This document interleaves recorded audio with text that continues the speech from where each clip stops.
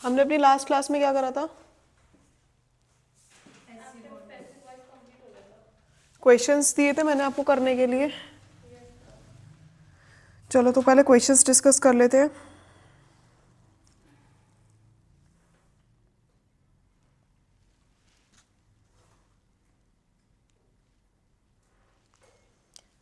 First था आपका she has completed this, यही था, बताओ।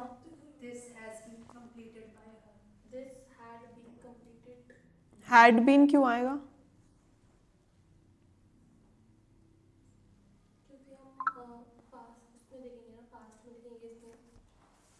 पास्ट में क्यों देखेंगे?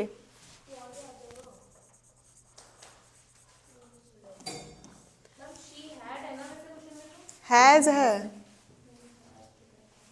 हमने क्या पढ़ा था? अगर एक्टिव वॉइस और पैसिव वॉइस, एक्टिव वॉइस यहाँ पे इंडेफिनिट सेंटेंस में दे रखा हो, चाहे वो पास्ट में दे रखा हो, चाहे वो प्रेजेंट में दे रखा हो, चाहे वो फ्यूचर में दे रखा हो, तो वो जाएगा कॉन्टिन्यूस में।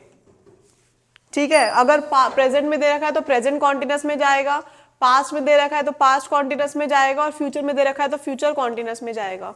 ठीक है, इसके अंदर वर्ब की थर्ड फॉर्म आएगी। अगर दे रखा है कॉन्टिन्यूस के अंदर तो वो किस में जाएगा? बीइंग में कन्वर्ट हो जाएगा। बीइंग प्लस वर्ब की थर्ड फॉर्म, यही पढ़ा था हमने। उसके बाद अगर और ये चाहे पास्ट का हो तो पास्ट में जाएगा कॉन्टिन्यूस, प्रेजेंट का हो तो प्रेजेंट कॉन्टिन्यूस, फ्यूचर का हो तो पर फ्यूचर कॉन्टिन्यूस में चेंज नहीं होता। तो फ्यूचर कॉन्टिन्यूस एक एक्सेप्शनल केस है हमारे पास। फिर आएगा हमारे पास परफेक्ट। परफेक्ट कॉन्टिन्यूस में जाएगा, चाहे वो प्रेजेंट हो, पास्ट हो, फ्यूचर हो। ठीक है, और परफेक्ट कॉन्टिन्यूस चेंज नहीं होता। बस ये चीज ध्यान रखनी है। इंपैरेटिव सेंटेंस का डिफरेंट है फॉर्मूला, क्वेश्चन वालों में आपको पता ही है। और कौन से इंटरोगेटिव पढ़े थे? इंटरोगेटिव, इंपैरेटिव, बस यही पढ़ा था। पैसिव के अंदर बस यही था ना, आई थिंक। हाँ, मॉडल्स में पढ़े थे, इसमें हैव बीन आ जाएगा बस, बाकी सब कुछ तो सेम ही रहेगा। चाहे वो सिंगुलर हो चाहे वो प्लूरल हो, हैव बीन आएगा ही आएगा। ठीक है, चलो, she has completed this, this has been completed by her. ठीक है, नेक्स्ट है he can catch the bus, the bus can be caught by him. ठीक है, next they are playing cricket, cricket is being played by them. Next, he switched off the fan, the fan is was switched है, second form है, the fan was switched off by him. Next, people speak Hindi in Delhi, ये तो हो गया था। she knows me, okay. I am known to her. ठीक है,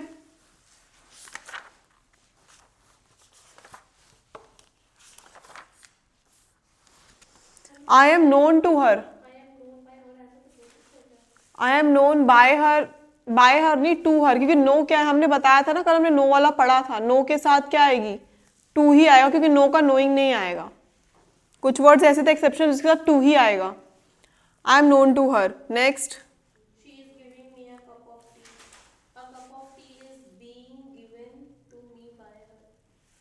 अ cup of tea is being given me to me by her. ठीक है, next आपके पास इंटरोगेटिव वाले क्वेश्चंस थे। हाँ, बताओ, do you love your parents, ये हो गया था। Are your parents loved by you. Next, बताओ, what is being done by you. ठीक है, next, have we done this, Has this been done by us? Has this Being done by us. Being क्यों? Been, हाँ, has this been done by us. Next, When did you do this? When was this done by you? When was this done by you. ठीक है, next, who has broken the जग, ये है। बताओ, By whom has the jug been broken? By whom has the jug been broken. ठीक है, next. How can you play football? How can you play football? How can football be played by you? ठीक है, next. जहाँ पे have been वाला situation नहीं आएगा तो वहाँ पे to be आ जाएगा. Clear? नेक्स्ट. और ये कैन वाले में ना जो मतलब जैसे कैन है, विल है, ठीक है, जो मोडाल्स में आ रहे हैं वो जो फर्स्ट फॉर्म में आएंगे वहां पे तो हम बी लगाएंगे, और जो सेकंड फॉर्म में आएंगे जैसे हमने एक एग्जांपल कल पढ़ा था, he should have prepared breakfast, तो शेल का शुड हो गया यहाँ पे, तो शेल का जब शुड होगा तो हैव बीन आएगा, breakfast should have been prepared by him. ये एग्जाम्पल कल मैंने कराया था आपको. ठीक है, नेक्स्ट. ओपन द विंडो, बताओ.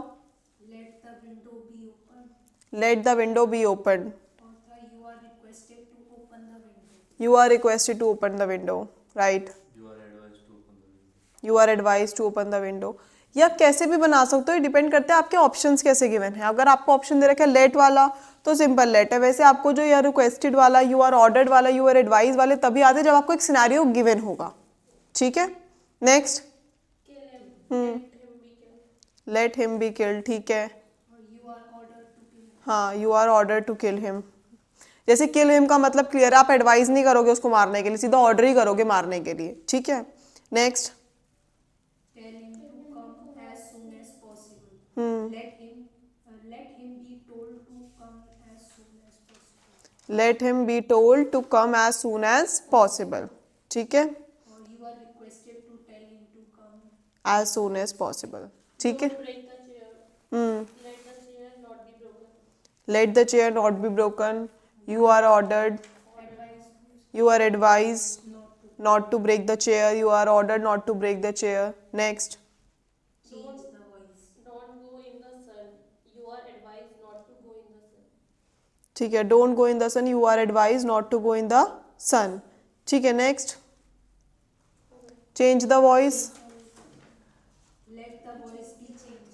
Late the voice be changed. और इसमें order हो सकता है. ये advised. You are advise to change the voice. ठीक है, क्वेश्चन हो गए ये वाले यहाँ पे. ठीक है, मैम वो अभी तक नहीं अपलोड हुए एलआर के. हाँ, एलआर के क्वेश्चंस आज अपलोड होंगे, दे दो वो आज या कल अपलोड हो जाएंगे. क्या हुआ, पीछे वो भूल जाओ. भूलना क्यों है, क्या करते हो, भूलते क्यों हो. भूलने वाला काम तो तब होगा जब उसको रिवाइज नहीं करोगे. डेली एक बार नोट्स उठाए, एक एक दो दो चैप्टर पढ़ लिए, इतने बड़े बड़े चैप्टर्स तो है नहीं वो. But logical reasoning के question का topic वाइज हो गया मुझे. अभी मैंने भी कुछ चेक नहीं करे हैं, सिर्फ बन चुके हैं क्वेश्चंस, बट अभी चेक नहीं करे कि क्वेश्चंस कैसे बने हैं, चैप्टर वाइज बने हैं या फिर कंबाइन बने हैं. वो तभी अपलोड होने से रह रहे हैं अभी.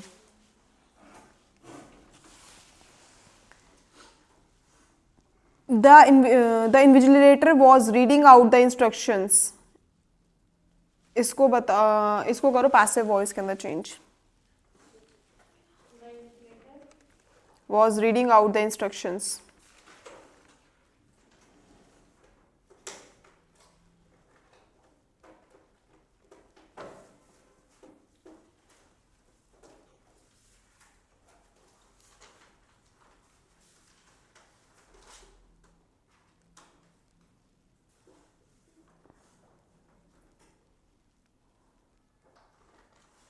Instructions were being read by the invigilator. The instructions were Being हाँ read read out by the by. read out by the invigilator. ठीक है, हाँ. Change the voice. After driving Professor Kumar to the museum, she dropped him at his hotel. After driving After driving Professor Kumar to the museum, she dropped him at his hotel. she dropped him At his hotel.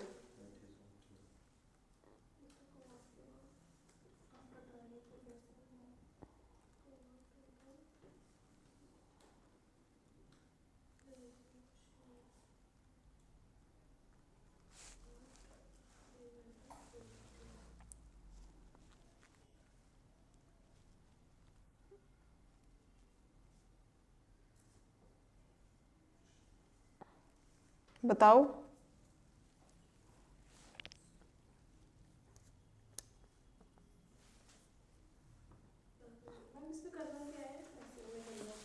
Voice change करना है पहले तो, ऐसा नहीं passive में change करना है, पहले आपको ये देखना है वो एक्टिव में है या पैसिव में है।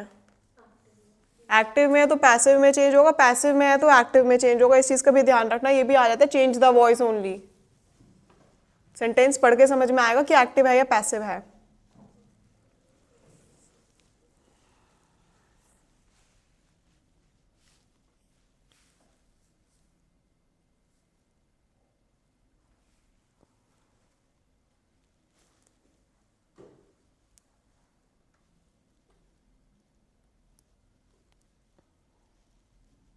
मम्मी प्रेजेंट कॉन्टिन्यूस है ना?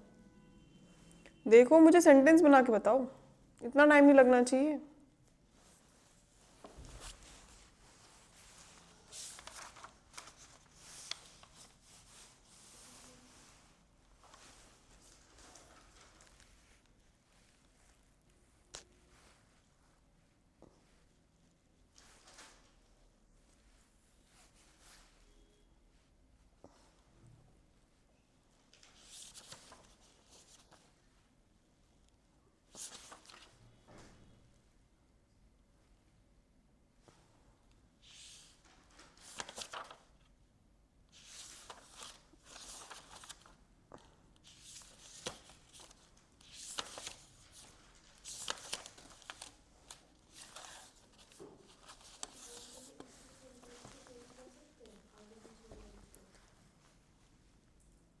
ऐसे सेंटेंस के अंदर जैसे आपने दिया है, तो ऐसे मतलब जैसे जो वर्ड्स है वो आगे पीछे मिक्स हो सकते हैं? आपने पुरानी वीडियोस देखी है नहीं, मैंने नहीं देखी ना वो वाली। तो फिर आप कैसे करोगे चेंज? जब क्लास अटेंड करनी थी आज आपको तो पहले पुरानी वीडियोस देख कर आते ना, पैसिव वॉइस कैसे करा है हमने।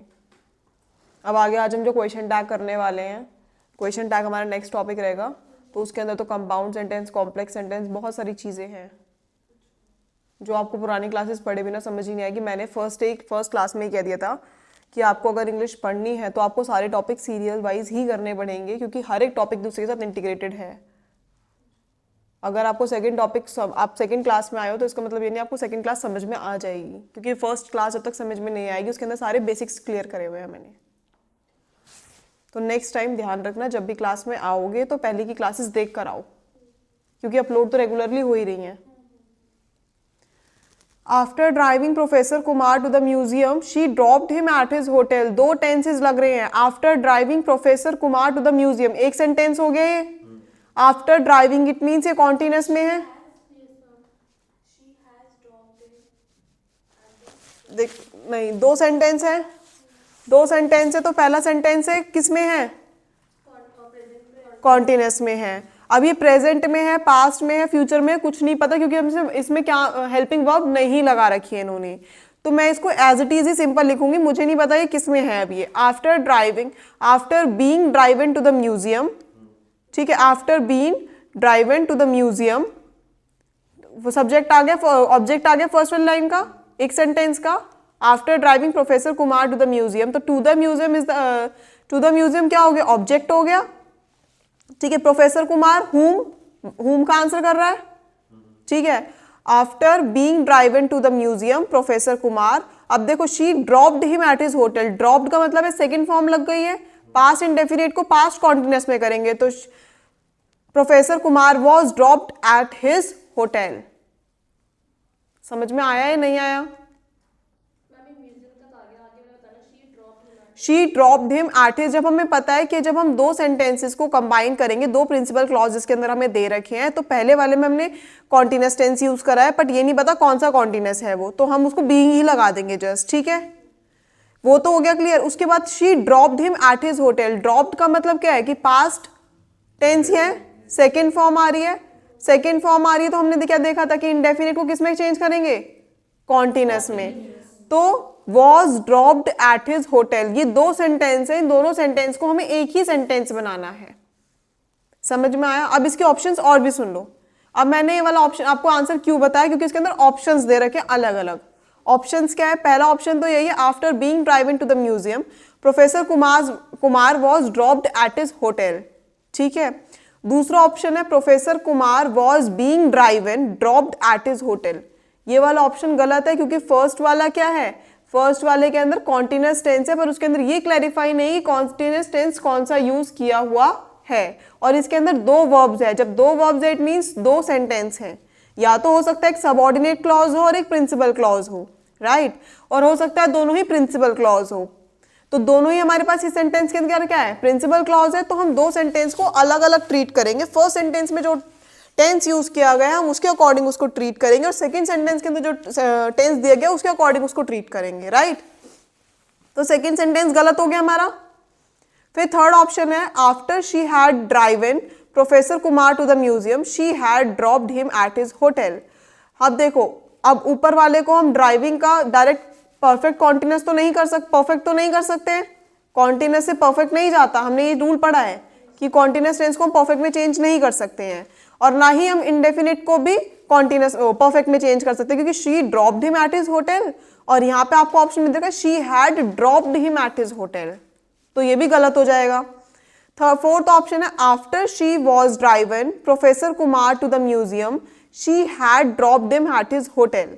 अब देखो, ऊपर वाले सेंटेंस को हम 1% सही भी मान सकते हैं, हो सकता है क्योंकि नीचे ड्रॉप्ड आया हुआ है तो हम ऊपर भी कंसिडर कर सकते हैं कि पास्ट में हो सकता है, तो हमने उसको ड्राइवन को वॉज ड्राइवन कर दिया, ड्राइविंग को वॉज ड्राइवन कर दिया, ओके।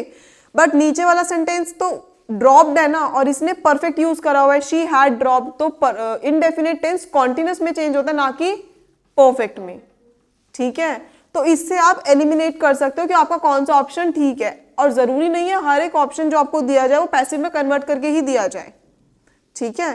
पैसिव में कन्वर्ट करने का मतलब हमेशा ये नहीं होता कि ऑब्जेक्ट को सब्जेक्ट बना दो, सब्जेक्ट को ऑब्जेक्ट बना दो, it's depend on the sentence tense too, ठीक है। जैसे इस वाले क्वेश्चन के अंदर यही हुआ, सब्जेक्ट ऑब्जेक्ट जगह से चेंज हुए बट थोड़े बहुत हुए, और टेंस का मेन रोल रहा है इसके अंदर, ठीक है। मैम इससे ऐसे भी एलिमिनेट कर सकते हैं कि कॉन्टिन्यूस आ रहा है तो फिर बीइंग तो लगेगा, तो फिर बाकी एलिमिनेट ऐसे कर सकते हैं। हाँ, ऐसे भी कर सकते हो, आप कैसे भी एलिमिनेट कर सकते हो, मैं तो आपके ऑप्शंस के अकॉर्डिंग बता रही हूँ। और हमेशा चाहे रीजनिंग हो चाहे इंग्लिश हो, एलिमिनेशन मेथड ही यूज करना ऑप्शंस के लिए। एलिमिनेशन मेथड यूज करोगे बहुत जल्दी क्वेश्चंस होंगे और बहुत करेक्टली होंगे।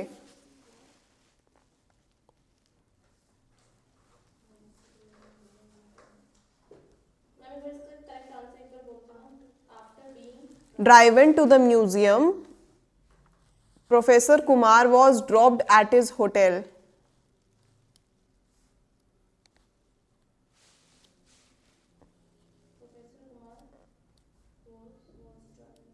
dropped at his hotel.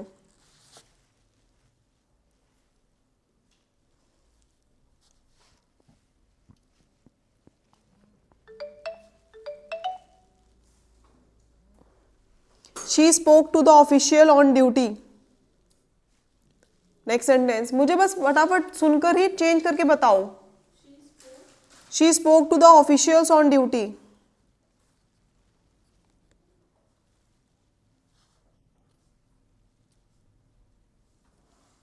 On duty.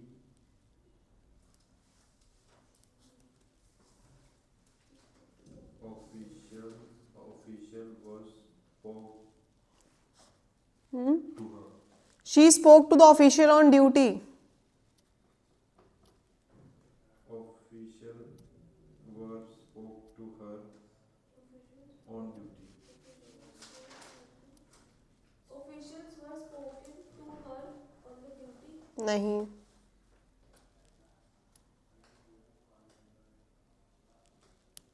The official. On the duty से on the duty. सेंटेंस इसलिए पढ़ाए गए थे, ऑब्जेक्ट ही नहीं आप आइडेंटिफाई कर पा रहे कि ऑब्जेक्ट क्या है इसके अंदर आपका।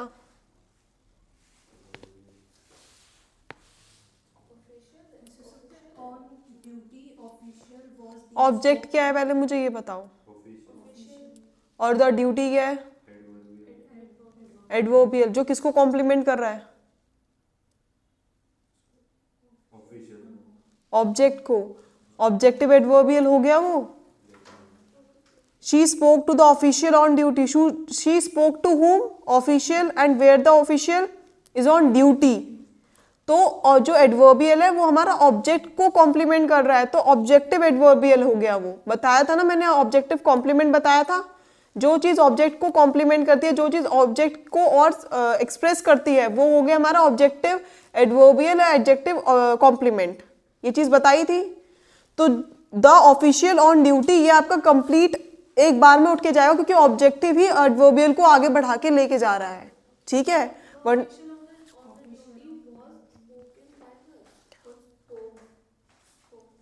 Are spoken by her. ठीक है, ये वाला आपका करेक्ट आंसर है। ठीक है, मतलब इसका मतलब ये है कि मतलब जो ऑब्जेक्ट, मतलब हमको पहले तो ये फाइंड करना है कि इसके अंदर ऑब्जेक्ट कौन सा है। टू भी तो है।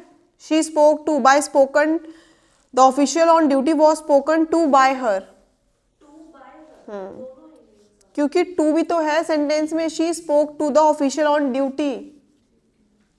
वो मत छोड़ो, ये भी ऑप्शन में आ जाता है, क्योंकि आपको एक ऑप्शन दे रखा है इसमें जिसमें टू ही नहीं लगाया है।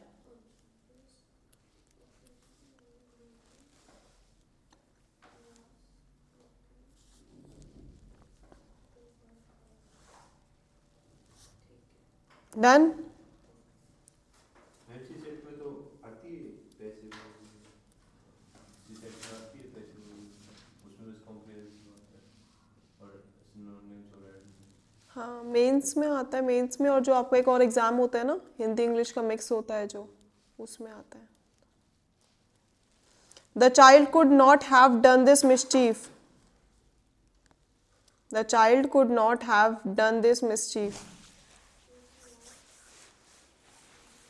जल्दी करो, मुझे भी 2-3 टाइप्स के क्वेश्चन और है इसके अंदर, वो सारे प्रैक्टिस करा के आगे करना है फिर। The mistake could not have been done by a child. ठीक है, the mischief could not have been done by a child. ठीक है, उसके बाद नेक्स्ट है, वॉइस चेंज करनी है। I remember my sister taking me to the museum. I remember my sister taking me to the museum. अब option सुन लो। आई रिमेंबर, जब मैं बोलती हूँ ना फटाफट तभी क्वेश्चन लिख लिया करो, स्पीड बढ़ाओ अपनी। नोट्स कैसे बनाओगे आगे जाके अपने।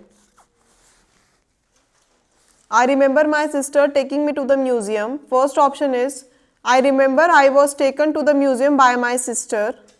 I remember being taken to the museum by sister. I remember myself being taken to the museum by my sister. I remember taken to the museum by my sister.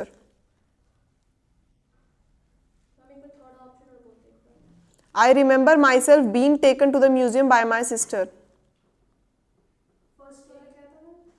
I remember I was taken to the museum by my sister. एक और भी being में, I remembered being taken to the museum by sister. Class कितने बजे की है?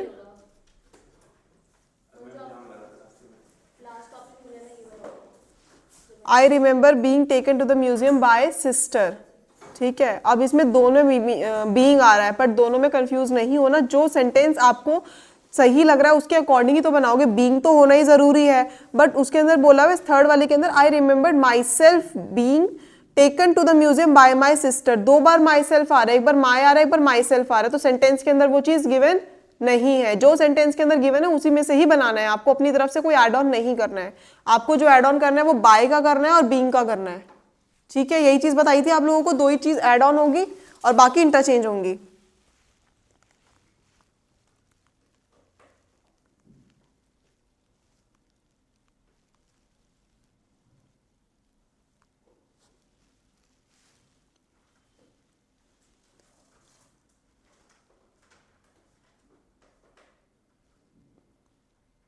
Do you imitate others?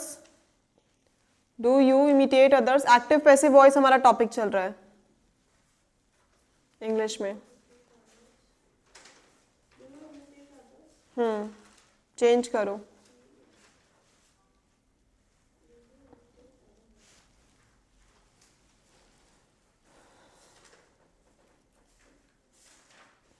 Tenses देख के करने पड़ रहे हैं तो क्या फायदा इस प्रैक्टिस का? Does others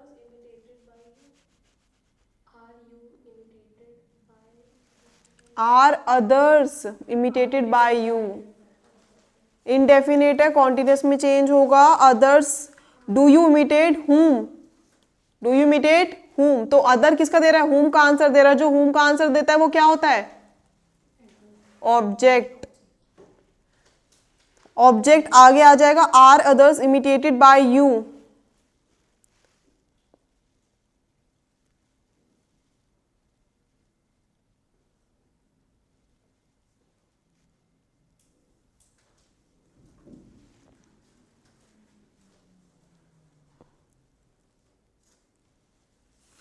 अब आपको ना एक क्वेश्चंस इस टाइप के आएंगे, आपको एक्टिव पैसिव वॉइस गिवन होगा और आपको 4 ऑप्शन में से बेस्ट ऑल्टरनेटिव चूज करना है, राइट। तो आपका फर्स्ट सेंटेंस है the accountant took the money book from the customer, the accountant took the money book from the customer, इसको पैसिव में चेंज करो। रूल्स पता है, क्लास देखिए last, very good.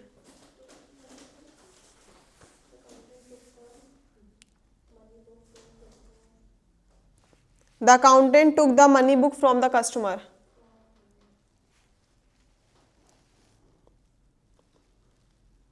The money book was taken by the accountant from the customer.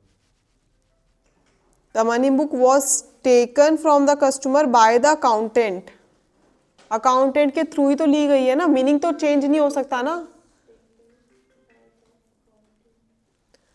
Bye the accountant इसलिए आया है इसके अंदर कि bye the accountant book, the accountant, तो अकाउंटेंट ने ली है ना, तो बाय द अकाउंटेंट तो आएगा, सब्जेक्ट का ऑब्जेक्ट बन गया, और फ्रॉम द कस्टमर वो तो रह गई, from the customer the money book was taken, money book जो है वो तो ली ही जाएगी ना, फ्रॉम द किससे ली गई, कस्टमर से, और किसके थ्रू ली गई है, अकाउंटेंट के थ्रू, ठीक है।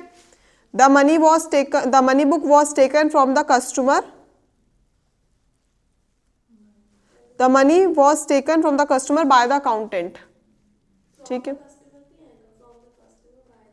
From the customer by the accountant ही तो है।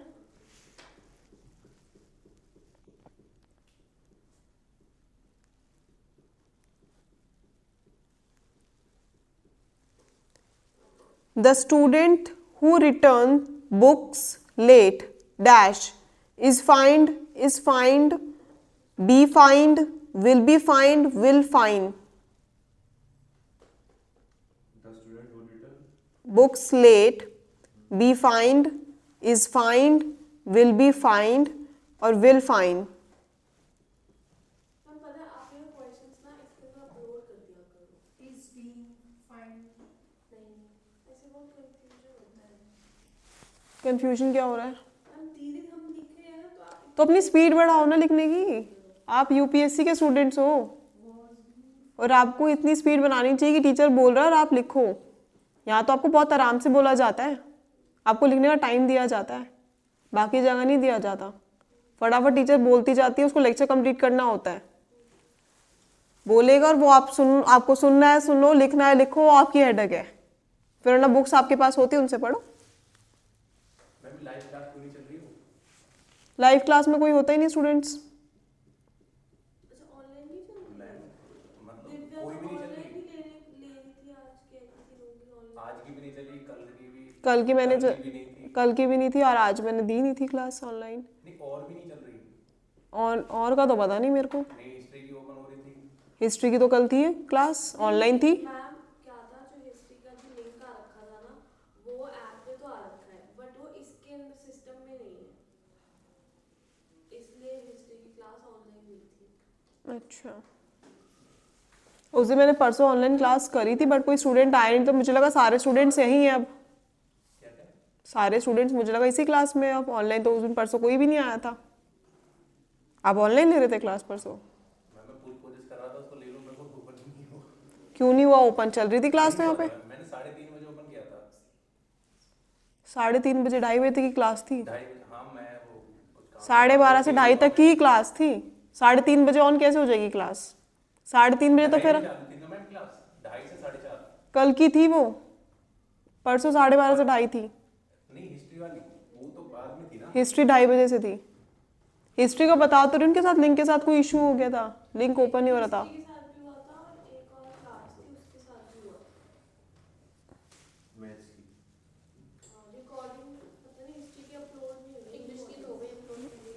सेकंड वाली हो गई, नहीं पहली वाली हुई है। सेकंड वाली भी हो जाएगी। आपकी कितनी क्लास हो गई इंग्लिश की? 2 हो गई है, थर्ड है। थर्ड क्लास है ये?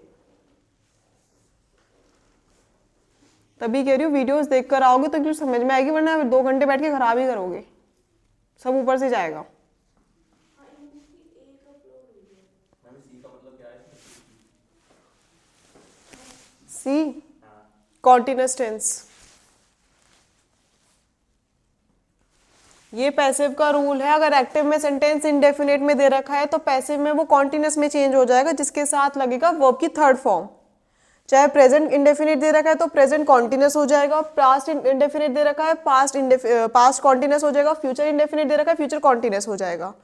अगर कोई एक्टिव वॉइस जो है आपका कॉन्टिन्यूअस टेंस में दे रखा है प्रेजेंट और पास्ट के केस में, तो वो बीइंग प्लस वर्ब की थर्ड फॉर्म में चेंज हो जाएगा, जिसके साथ आपकी हेल्पिंग वर्ब जो भी टेंस होगा उसके अकॉर्डिंग आएगी। जैसे वॉज वर है, इज एम आ रहा है और विल शेल है। सॉरी, फ्यूचर के अंदर कॉन्टिन्यूअस टेंस का कोई चेंज नहीं होता। अगर फ्यूचर के अंदर आपके पास कॉन्टिन्यूअस टेंस आता है एक्टिव में तो उसको चेंज नहीं कर सकते हम लोग, ठीक है। पैसिव में वो चेंज नहीं होगा। देन है परफेक्ट टेंस। परफेक्ट टेंस आपका किसी में भी होगा, वो परफेक्ट कॉन्टिन्यूअस में चला जाएगा, जिसके अंदर वर्ब की थर्ड फॉर्म ही लगेगी। पैसिव वॉइस को कन्वर्ट करोगे तो वर्ब की थर्ड फॉर्म ही आएगी। फिर प्रेजेंट कॉन्टिन्यूअस जो परफेक्ट कॉन्टिन्यूअस आएगा वो चेंज नहीं होता किसी भी टेंस में। फ्यूचर कॉन्टिन्यूअस और परफेक्ट कॉन्टिन्यूअस दोनों चेंज। हाँ, फ्यूचर कॉन्टिन्यूअस और परफेक्ट कॉन्टिन्यूअस। परफेक्ट कॉन्टिन्यूअस में प्रेजेंट पास्ट फ्यूचर तीनों ही आते हैं। ये है इसका रूल। हाँ जी, students who return books late dash be fine, is fine, will be fine, will fine. Will fine. क्यों?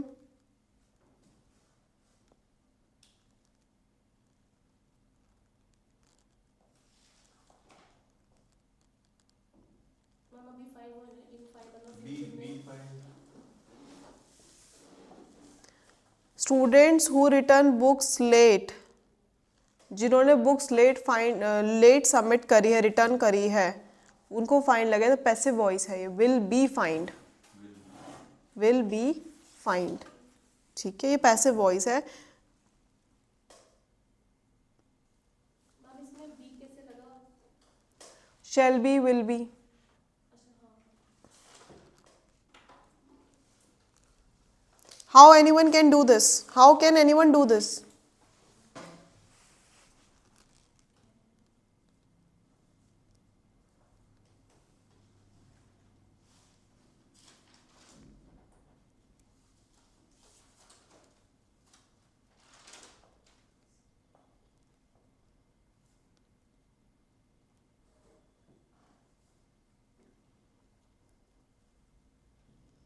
How can anyone do this? Models को चेंज करने का रूल डिफरेंट है, ये वाला रूल नहीं लगेगा मॉडल्स में। ये सिर्फ टेंसेस का रूल है, ये जो गिवन है ऊपर। मॉडल्स का रूल है let plus object plus be plus verb की third form and then subject. How can be this done by anyone? How can this be done by anyone. How question रहेगा तो question का तो जो question form रहेगा तो question ही बनेगा उसका। जो WH फैमिली में रहते हैं बस हु का होम बनता है, बाकी सब कुछ एज इट इज रहता है, चाहे व्हाट हो, वेयर हो, व्हेन हो, ठीक है, वो सब कुछ ऐसे ही रहेगा। हाउ हो, वाई हो, वट एवर इट इज। दोबारा बताना। How can this be done by anyone. How can as it is है, दिस ऑब्जेक्ट आगे आ गया से वर्ब की थर्ड फॉर्म से पहले हमारे पास बी लगना है। How can this be done by anyone? Done? ये जो कैन है, ये कैन बीच में चेंज नहीं होना चाहिए। Can? बी नहीं, लिखवाया कैन का बी कहाँ लिखवाया मैंने? मॉडल स्टेशन प्लस बी और वर्ब के थर्ड फॉर्म। वो तब प्लस बी, मॉडल जो है वो तो रहेगा ही रहेगा ना, प्लस वर्ब बी लग जाएगा और थर्ड फॉर्म आ जाएगी वर्ब की। और इसमें बोला है अगर शैल, शुड, वुड, कुड ये सब कुछ आ जाए तो हैव बीन प्लस वर्ब की थर्ड फॉर्म, ठीक है, यही बताया था कल।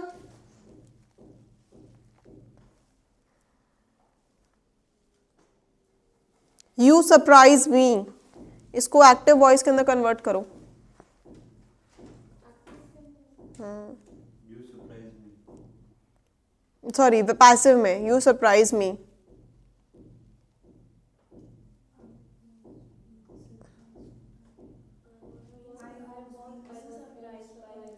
You surprise, not surprised, surprise.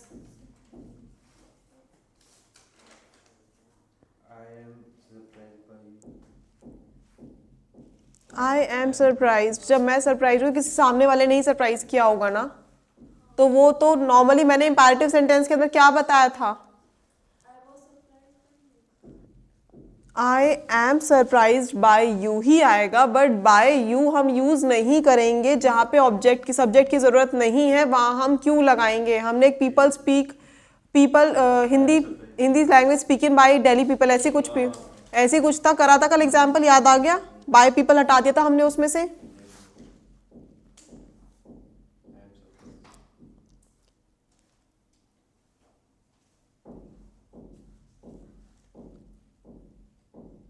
Who taught you English?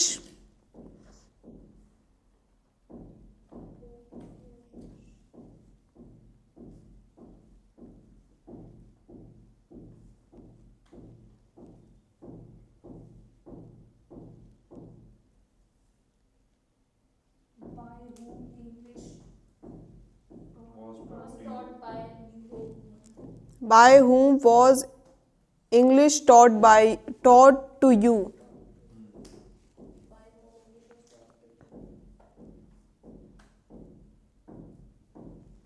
Do not shout at them.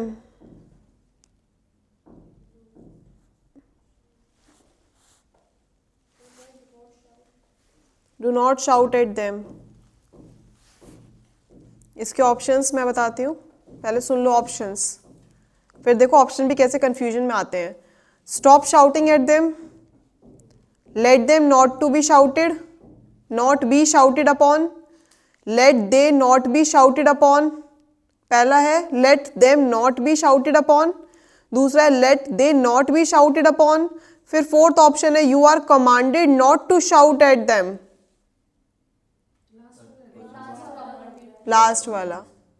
ठीक है, इसमें एक ऑप्शन में अपॉन करके कुछ दे रखा है, मतलब वो एक्स्ट्रा हो गया ना वर्ड। हाँ, ये बस थोड़ा सा यही ध्यान रखना है कि जितने वर्ड्स आपको दे रखे हैं सेंटेंस में, उसी वर्ड्स में ही सेंटेंस बनाना है, जो आपको ऐड ऑन करना है वो तो करना ही है, बट उसका एक्स्ट्रा कोई दिखे तो वो सेंटेंस गलत है, भले उसमें टेंस भी सही लगा रखा हो फिर भी।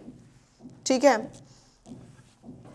अगर इसमें होता ना let them not to be shouted, तो ये वाला ऑप्शन भी ठीक होता हमारे पास, अगर अपॉन नहीं लगाया होता तो। ठीक है, अपॉन लगा दी तो वो सेंटेंस गलत हो गया। या आपका यहाँ पे active and passive voice complete हो गया विद एक्सरसाइज। क्लियर? कोई डाउट अब इसके अंदर? एक्टिव एंड पैसिव वॉइस आप लोगों को तो समझ ही नहीं आया होगा, थोड़ा बहुत आया है। ऑप्शन क्लियर तब होंगे जब कंसेप्ट क्लियर होगा। ऑप्शन बहुत, अभी तो मैंने बहुत सिंपल बताए हैं आप लोगों को, कुछ में कि ऑप्शन ऐसे कंफ्यूजन आएगा, सारे सेम लगेंगे, आपको समझ नहीं आएगा कौन सा करूं, तो उसी के लिए मैंने कंसेप्ट्स पहले बनाए हैं, वरना ऑप्शन एक्सरसाइज करके हर किसी को समझ में आ जाएगी चीज़ें। एक्सरसाइज तो यूट्यूब पे भी बहुत कराते हैं, वहाँ पे भी कर सकते हो, बट मेन होता है कंसेप्ट कोई नहीं बढ़ाता।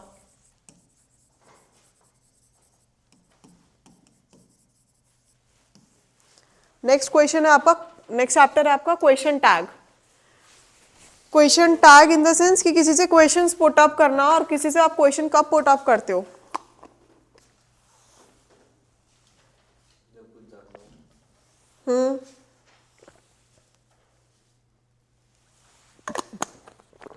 जब कोई चीज़ जाननी हो, जब किसी चीज़ की इंफॉर्मेशन निकालनी हो, उसके लिए हम क्वेश्चन टैग्स का यूज़ करते हैं। ठीक है, तो क्वेश्चन टैग जो होता है it is use to get the confirmation about a statement. कोई भी स्टेटमेंट है उसकी कंफर्मेशन लेने के लिए क्वेश्चन टैग का यूज किया जाता है। लिख लो, what is question tag? It is use to get a confirmation about a statement.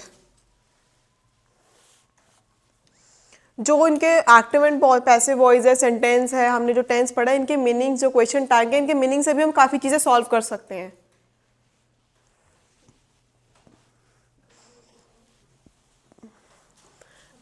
अब इसमें स्टेटमेंट कोई भी स्टेटमेंट हो सकती है जिसकी हमें इंफॉर्मेशन लेनी है, कोई एजर्टिव सेंटेंस हो सकता है, कोई डिक्लेरेटिव सेंटेंस हो सकता है, ठीक है।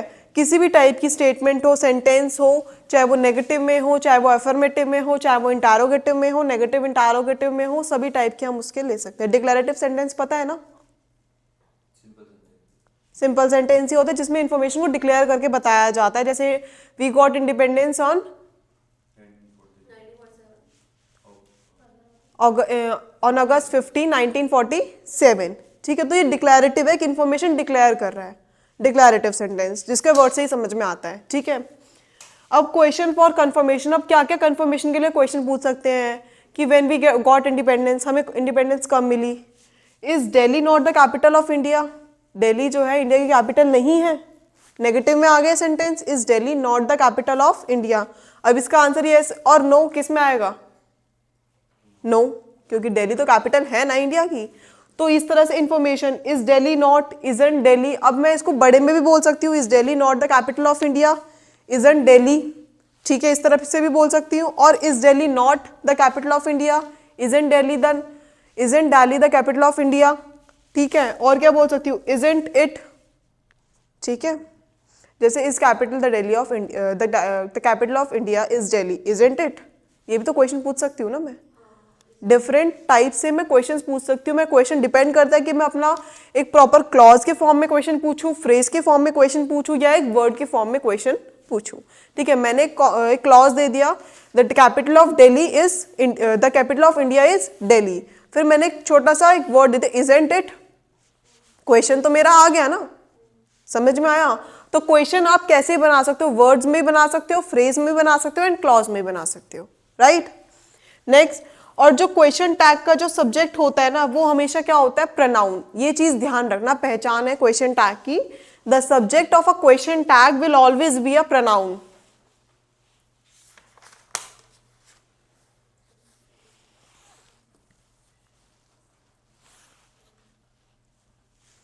अब ये चीज आपको पहचाननी है कि सब्जेक्ट कौन सा है। वैसे क्वेश्चंस भी आएंगे क्वेश्चन टैग के अंदर जो WH फैमिली से स्टार्ट होंगे, जो हेल्पिंग वर्ब से स्टार्ट होंगे, उसके अंदर आपको सब्जेक्ट देखना है। ये नहीं है जो आपकी क्वेश्चन टैग के जो आपका WH फैमिली है उसको आपने सब्जेक्ट बना दिया, या फिर जो आपका क्वेश्चन हेल्पिंग वर्ब है उनको आपको सब्जेक्ट बना दिया। जो सब्जेक्ट होंगे वो प्रोनाउन होगा, वो सब्जेक्ट आइडेंटिफाई करना है सेंटेंस में से, that what is the subject, right. Affirmative sentence के अंदर क्या होता है, अफर्मेटिव सेंटेंस के अंदर have not plus subject, question tag के अंदर हैव नॉट सब्जेक्ट। मतलब एक तरह से अगर मुझे अफर्मेटिव सेंटेंस में आंसर चाहिए तो मैं नेगेटिव ही पूछूंगी ना आपसे, ठीक है। और नेगेटिव में चाहिए, और जिसमें सब्जेक्ट क्या होगा, हमेशा मेरा प्रोनाउन होगा, ठीक है। और नेगेटिव सेंटेंस के अंदर have plus subject, helping verb in the sense, have in the sense की हेल्पिंग वर्ब, ठीक है। आप इसमें हैव लगा दो, आपके क्वेश्चन के ऊपर डिपेंड करता है आपका क्वेश्चन किस टाइप का है। Helping verb plus not plus subject, ये तो हो गया आपका अफर्मेटिव सेंटेंस में। किस तरह से आपको क्वेश्चन बनाना है, नेगेटिव सेंटेंस के अंदर helping verb plus subject, the where subject is always be your pronoun, ठीक है। Statement having not then tag does not have tag, but statement doesn't have not then tag must have. मतलब अगर statement के अंदर not नहीं है, having not, statement having not then tag does not have tag, that जो question tag होगा statement के अंदर नॉट नहीं है तो जो क्वेश्चन टैग का जो आंसर होगा उसके अंदर नॉट होगा। बट अगर स्टेटमेंट के अंदर हैव है तो उसके अंदर हैव होगा। स्टेटमेंट के अंदर, इसके अंदर ये बोला अगर स्टेटमेंट के अंदर नहीं है, नॉट नहीं है टैग के अंदर, having not then tag does not. अगर स्टेटमेंट के अंदर हैविंग नॉट वाला टैग है तो जो उसका आंसर मिलेगा उसके अंदर डज नॉट हैव होगा, और अगर स्टेटमेंट में डज नॉट हैव होगा तो उसका हैव नॉट होगा, समझे। इसमें अगर हैव नॉट है तो उसके आंसर में, और इसमें अगर ये है तो इसमें ये होगा, वाइस वर्सा, ठीक है।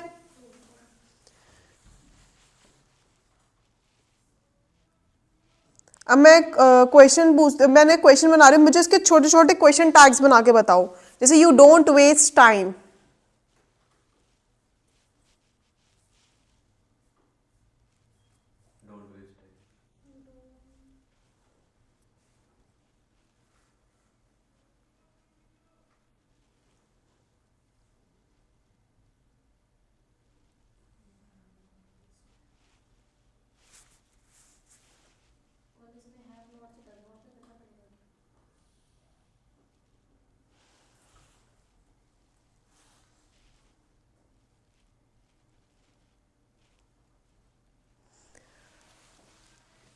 इसके अंदर हैव नॉट है तो उसके अंदर डज आएगा, मतलब in the sense it does. इसके अंदर ये है जैसे हमने एफर्मेटिव सेंटेंस के तरह helping verb plus not plus subject हमने ऐसे पढ़ा था। तो आपके पास जो क्वेश्चन है यू डोंट वेस्ट टाइम, तो आप क्या क्वेश्चन, जैसे मैंने आपको सजेशन दिया डोंट वेस्ट टाइम, तो डू यू वेस्ट टाइम, इसको तो क्वेश्चन में तो मैं इस तरह से पूछ सकती हूँ ना।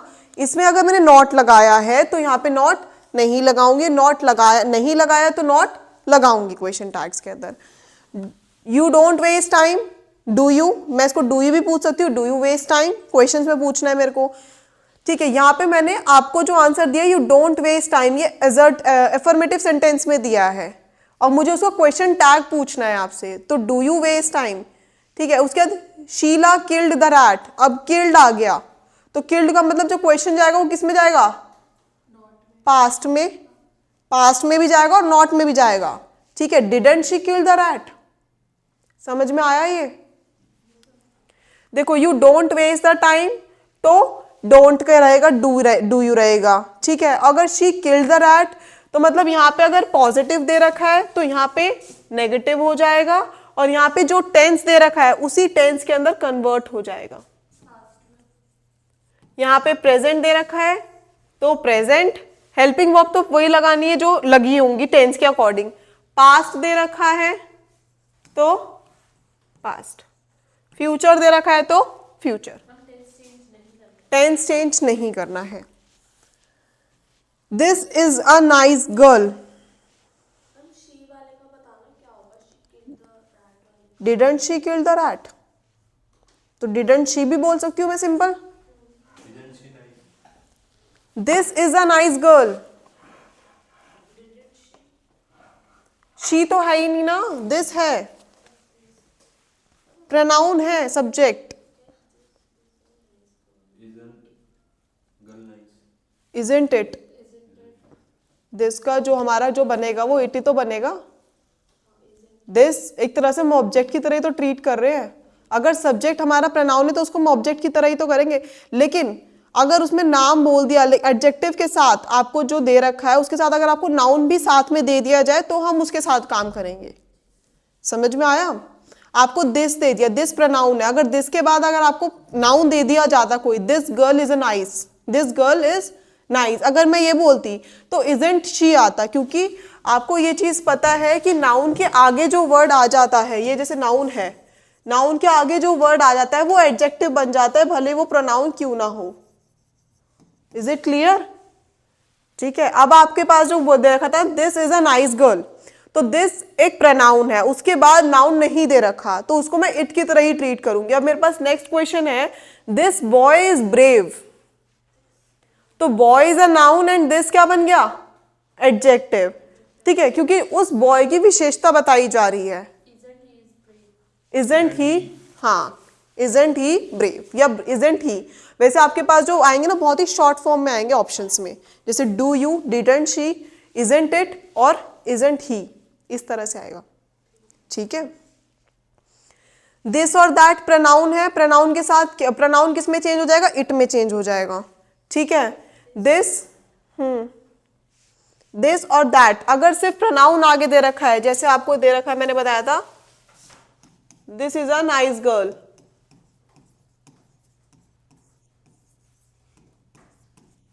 तो ये प्रोनाउन है, तो प्रोनाउन के बाद अगर नाउन नहीं है तो वो किस में चेंज हो जाएगा, इट में। अगर नाउन के प्रोनाउन के बाद नाउन है, जैसे दिस बॉय इज ब्रेव,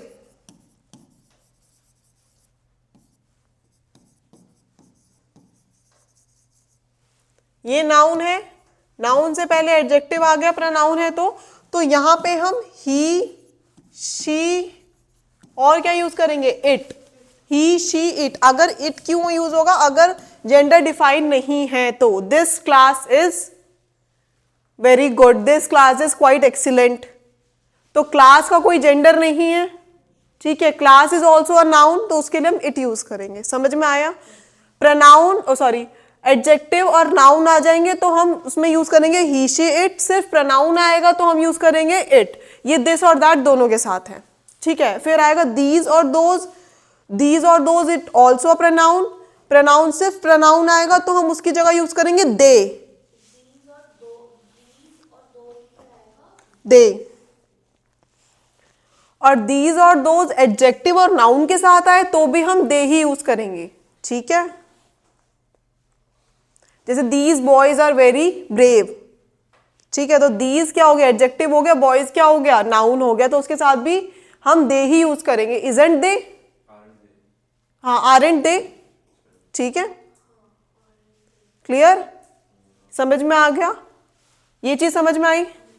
उसके बाद one can answer my questions, one can answer my question. जो सब्जेक्ट, एक चीज भी ध्यान, एक और चीज ध्यान रखना, हमने क्या पढ़ा था कि हम जो क्वेश्चन टैग बनाएंगे उसमें हमारी पहले हेल्पिंग वर्ब आएगी, फिर हमारे पास क्या आएगा, सब्जेक्ट आएगा, यही चीज हमने पढ़ी थी। तो हेल्पिंग वर्ब, अगर हमारी हेल्पिंग वर्ब सपोज क्या कहते हैं ये है, इज है, तो सब्जेक्ट ये है, तो इस यही जाएगा पीछे, ध्यान रखना, मतलब इसका जो भी चेंज करके हम बना रहे हैं, जैसे दिस का हमने इट बनाया तो हेल्पिंग वर्ब हमारी है इजंट, क्योंकि हमने नॉट लगाएंगे, क्योंकि अगर इसमें दे रखा है एफर्मेटिव तो यहाँ पे हम कर देंगे नेगेटिव, यहाँ दे रखा है नेगेटिव तो यहाँ हम कर देंगे एफर्मेटिव, ठीक है, इजंट इट, समझ में आया। अब जैसे क्वेश्चन है one can answer my question, can't one, one can, क्योंकि पॉजिटिव है तो हम इसका क्या बनाएंगे, नेगेटिव। हेल्पिंग वर्ब इसमें क्या है, हमारी कैन है, और कैन हमें पॉजिटिव में दे रखा है, जब हम क्वेश्चन बनाएंगे तो उसका नॉट लगा देंगे साथ में और सब्जेक्ट आगे चला जाएगा, वन का वन ही रहेगा, right. There is a problem in life, there is a problem in a life, हाँ,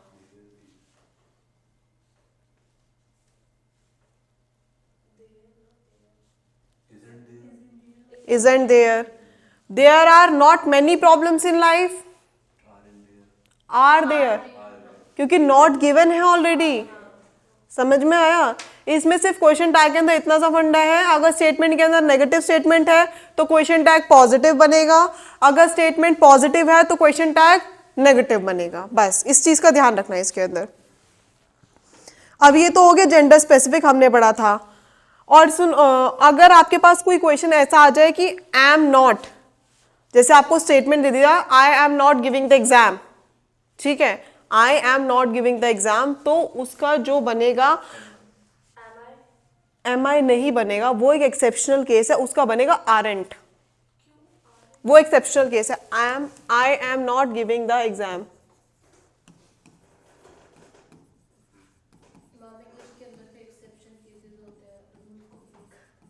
इंग्लिश के अंदर भी एक्सेप्शन केसेस होते हैं, रूल को हर मतलब हर एक सब्जेक्ट में कोई ना कोई रूल को ब्रेक करते ही करता है। हाँ, वो तो होता ही हर जगह है, चाहे कोई भी सब्जेक्ट उठा लो, हर जगह यही है। हमने रीजनिंग में काफी चीज पढ़ी थी ऐसी, जो एक्सेप्शनल केसेस थे हमारे पास। जो यू आर आर लिखते हैं लेकिन प्रोनाउंस तो आर ओ यू आर हाँ, लिखते ही क्यों है, मतलब ये इंग्लिश है, प्रॉपर कोई भी सब्जेक्ट प्रॉपरली इतना डिफाइन नहीं है, कोई भी लैंग्वेज नहीं है, नॉट इवन इंग्लिश। आप फ्रेंच पढ़ लो, जर्मन लैंग्वेज पढ़ लो, कोई सी भी लैंग्वेज पढ़ लो, सब में यही हाल है, कोई भी वेल डिफाइंड लैंग्वेज कोई नहीं है हमारे पास। ये एम नॉट का, ये एक ऐसा जहां पर एम नॉट आ जाएगा तो उसका जो क्वेश्चन टैग बनेगा, एक तो वो बनेगा आर में, ठीक है, और साथ में नॉट रहेगा। उसमें भी नहीं है, कहीं ना कहीं एक्सेप्शनल केस मिलेंगे, एक्सेल खोल कर देख लो पता चल जाएगा, एक्सेल में बहुत सारे एक्सेप्शनल केस मिल जाएंगे, और जितने मैथ्स के अंदर फॉर्मूले नहीं है उसके अंदर फॉर्मूले हैं। समझ में आया, ये एक्सेप्शनल केस है कि वही तो बताया, यही तो एक्सेप्शनल है, यही तो एक्सेप्शनल है इसके अंदर, वरना एम का आर करने में कितनी देर लगेगी। एक्सेप्शनल केस यही है, एम आ जाए और एम के साथ नॉट आ जाएगा तो फिर वो आर एंड, मतलब जो उसका क्वेश्चन बनेगा वो भी उसमें नेगेटिव में ही आएगा, ठीक है। ये एक्सेप्शनल केस है, इसको स्टार मार्क कर लो, क्योंकि ऐसे क्वेश्चन जो एक्सेप्शनल केस होते हैं ना हर एक सब्जेक्ट के अंदर, वो कॉम्पिटिटिव एग्जाम्स में आते ही आते हैं एक्सेप्शनल केस, क्योंकि उसको भी पता है, जो एग्जामिनर है उसको भी पता है कि बच्चे कहाँ मिस्टेक करेंगे, ठीक है। तो एक्सेप्शनल केस यहाँ पे आते हैं काम। अब जेंडर स्पेसिफिक के लिए बात नहीं करते अभी तक, वो एम किसके साथ आता है, आई के साथ, तो आरेंट आई तो आई के साथ नहीं होता तो वो एरेंट ही रहेगा, ठीक है, अब जेंडर स्पेसिफिक की बात नहीं करते हैं, अभी तो हमने जेंडर स्पेसिफिक की बात करी है, बॉय की, गर्ल की, ठीक है। अब हम जेंडर स्पेसिफिक की बात नहीं करते हैं। जैसे एवरीबडी रन्स आफ्टर मनी,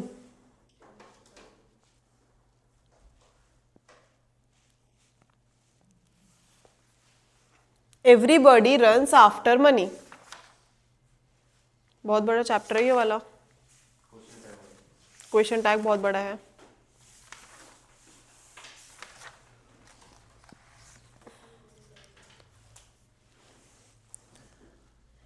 तो जहां पर हम जेंडर स्पेसिफिक नहीं होते हैं, जेंडर हमें वहां पे क्लियर नहीं होता, एवरीबडी में it consist of male, female and the transgender, ठीक है, ट्रांसजेंडर जो हमारे पास है, तो तीनों ही इसके अंदर इंक्लूड होते हैं। तो ना ही हम ही यूज करेंगे, ना ही हम शी यूज करेंगे, ना ही हम उनके लिए कोई अलग वर्ड यूज करेंगे, तो वी यूज दे ऑलवेज, ठीक है।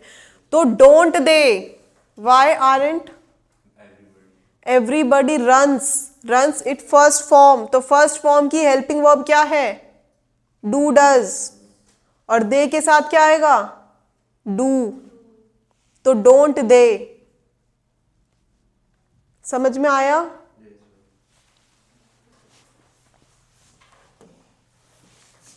प्रेजेंट इंडेफिनेट में है, पास्ट इंडेफिनेट में है, फ्यूचर इंडेफिनेट में है, तो उसको चेंज करके उसी की ही हेल्पिंग वर्ब का यूज किया जाएगा, ठीक है।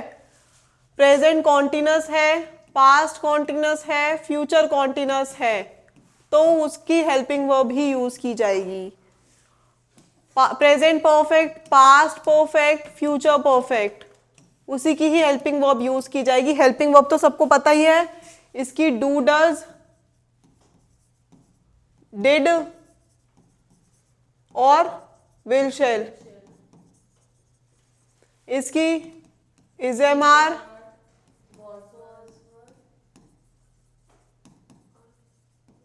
विल बी, शेल बी, ठीक है। इसकी has have, had, will have,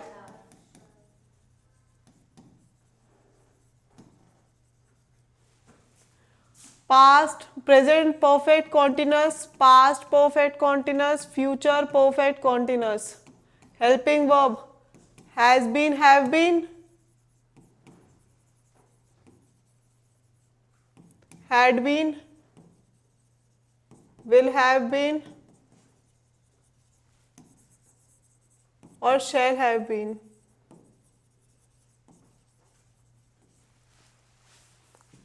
ये इनकी हेल्पिंग वर्ब है, यही हेल्पिंग वर्ब यूज करनी है। Is it clear? इसके अंदर चेंज नहीं करना, जैसे हमने पैसिव वॉइस के अंदर चेंज करे थे वैसे हम चेंज नहीं करेंगे, इसके अंदर जो जैसा है वैसा ही रहेगा। Is it clear?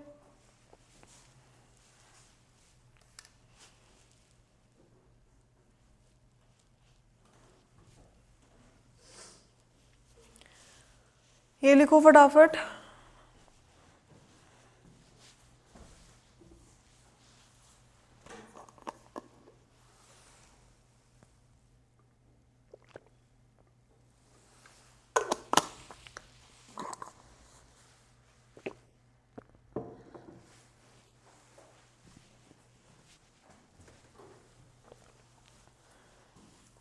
Done.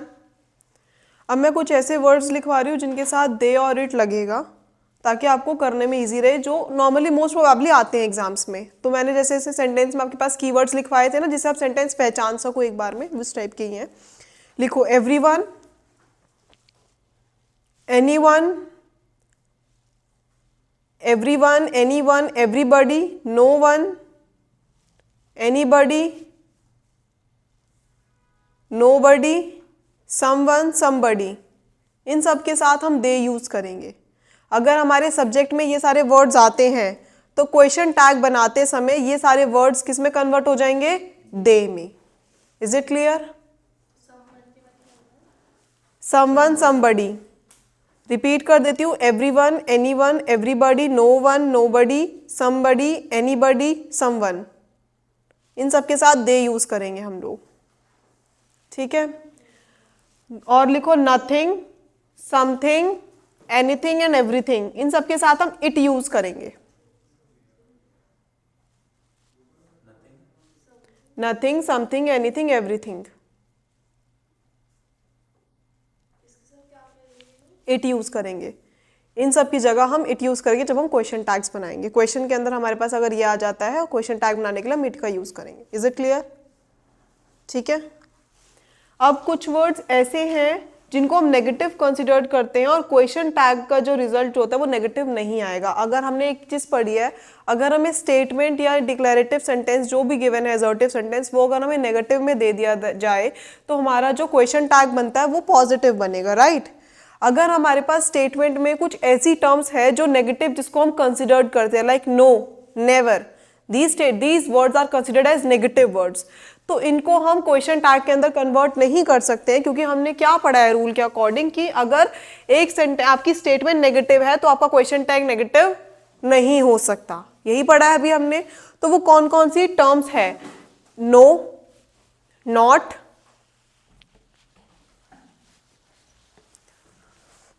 No, not, never, nothing, neither,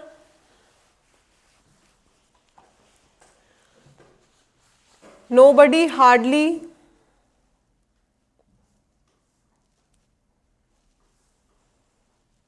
nobody, hardly, rarely, seldom, few, little, no one, ever, none, occasional।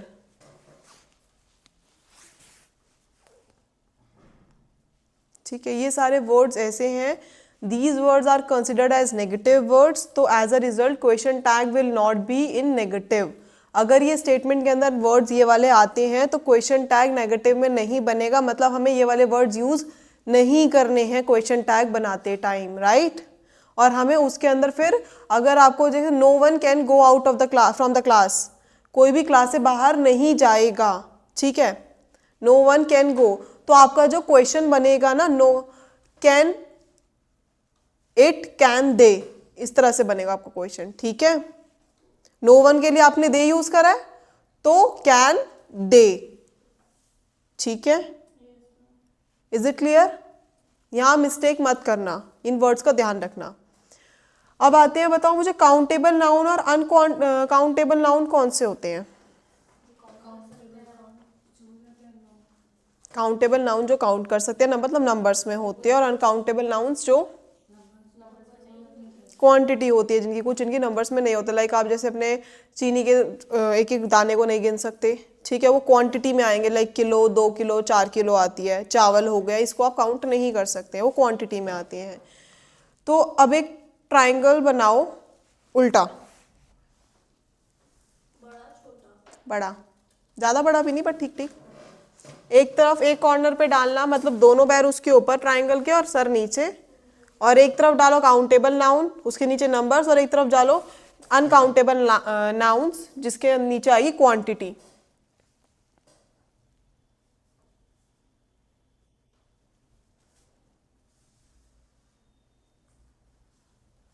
कि अब कौन कौन से वर्ड किस में कन्वर्ट कर सकते हैं हम लोग। तो अब इसके अंदर डालो आप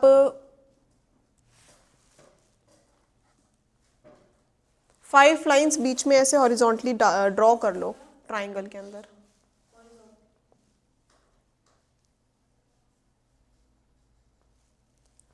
सबसे नीचे 0% से स्टार्ट करो, फिर 10%, 20%, 40, 60, 80 एंड 100। 20, 40, 60, 80, 100। 100 के काउंटेबल साइड लिखो ऑल, और अनकाउंटेबल साइड भी लिखो ऑल। 100% के अंदर क्या आती है, सारी चीजें आएंगी, ऑल आएगा, ठीक है। फिर 80% काउंटेबल की साइड लिखो अ लॉट ऑफ या फिर most of, oblique, a lot of, oblique, most of, countable की साइड पे। अनकाउंटेबल की साइड में भी सेम लिखो a lot of, oblique, most of. मतलब 80% या most of the students of the class went for the trip, ready for the trip, ठीक है, most of the student from the class 8th या class 7th class 6th what ever the classes. फिर 60% के आगे लिखो countable noun में many, और uncountable की तरफ लिखो मच,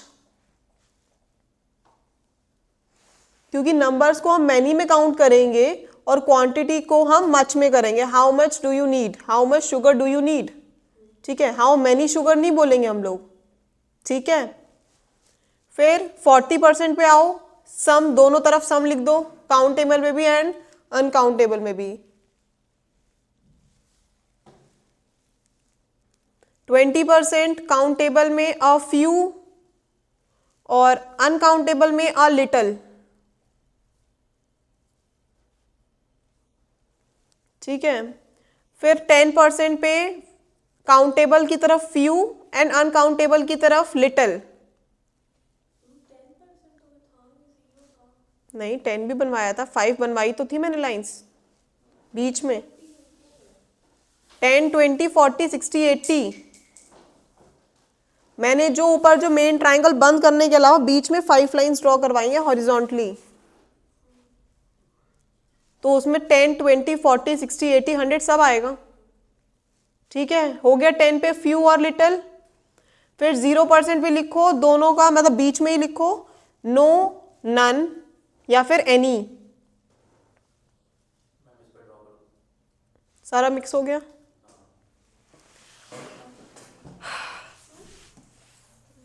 इस तरह से बनाना है 1 2 3 4 5, यहाँ 100%, 80, 60, 40, 20, 10 और ये 0%।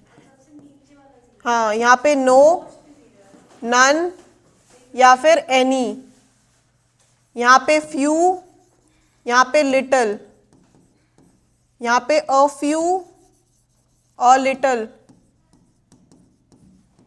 यहाँ पे सम, यहाँ पे भी सम, यहाँ पे मैनी, यहाँ पे मच, और यहाँ पे अ लॉट ऑफ या मोस्ट ऑफ, यहाँ पे भी अ लॉट ऑफ और मोस्ट ऑफ, और यहाँ पे ऑल, यहाँ पे भी ऑल। ये काउंटेबल नाउन है,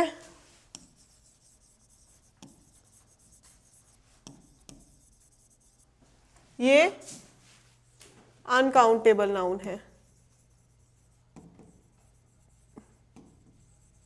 जिसके अंदर हम क्वांटिटी की बात करते हैं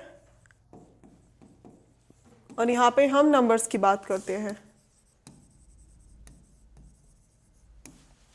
डन, ठीक है। और ये नो, नन, एनी, ये काउंटेबल और अनकाउंटेबल दोनों नाउन्स के लिए यूज किए जाएंगे, ठीक है।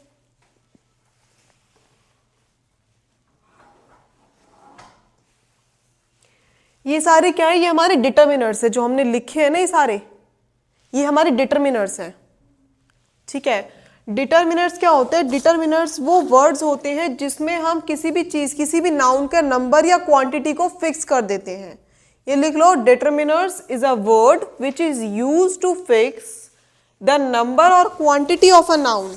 जो नाउन हमें गिवन है, चाहे वो काउंटेबल नाउन है या अनकाउंटेबल नाउन है, उसके नंबर्स को या क्वांटिटी को फिक्स करने के लिए अगर काउंटेबल नाउन है तो हम ये वाले डिटर्मिनर्स का यूज करेंगे, और अनकाउंटेबल नाउन है तो हम इन वाले डिटर्मिनर्स का यूज करेंगे।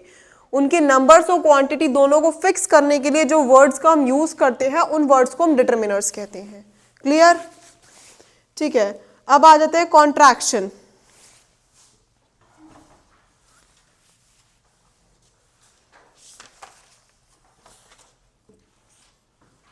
कॉन्ट्रैक्शन आपको आता है, बहुत सिंपल सा है, कंसेप्ट है।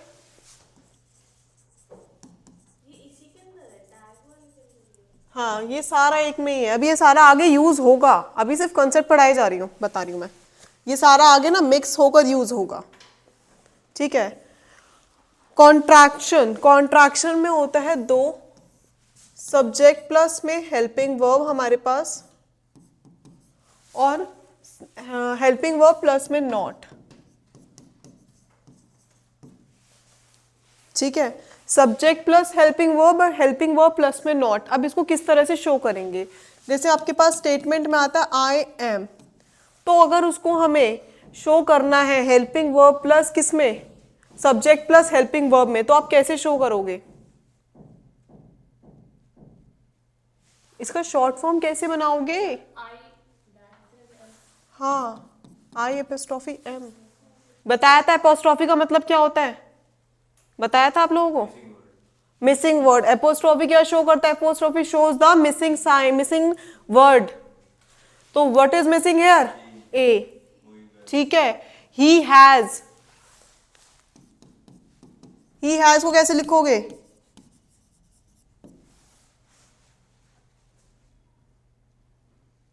बताओ?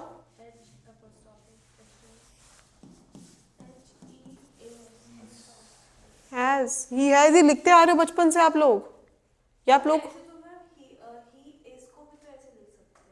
हाँ, ही इसको भी लिख सकते हैं, इसको भी लिख सकते हैं, बाइफिकेट भी हो जाएगा जब आप करोगे तो। आई वुड,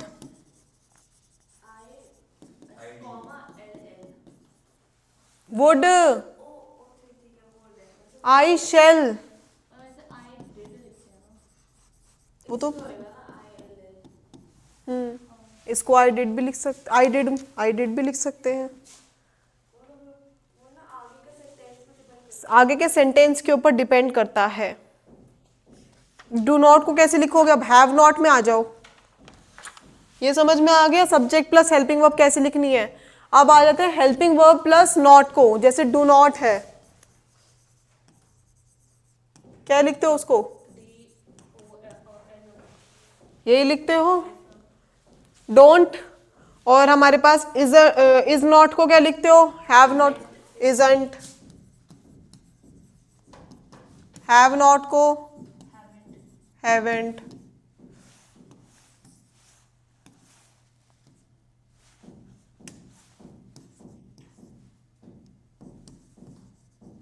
मतलब इसमें से हम ओ हटाते हैं, हेल्पिंग वर्ब प्लस नॉट में से हम ओ हटा रहे हैं, इसमें से हम स्टार्टिंग का वर्ड्स हटा रहे हैं, मतलब लास्ट के वर्ड्स लगा रहे हैं इसके अंदर। देखा जाए तो देखो, एम के अंदर से ए गायब हो गया, इसमें एच ए गायब हो गया, लास्ट का वर्ड लगाया है। इसके अंदर से डब्ल्यू ओ यू एल सब गायब हो गया, डी लगाया है हमने। इसमें से फर्स्ट 3 वर्ड्स गायब हो गए, एल एल तो हमने यहाँ लगाया। Is it clear?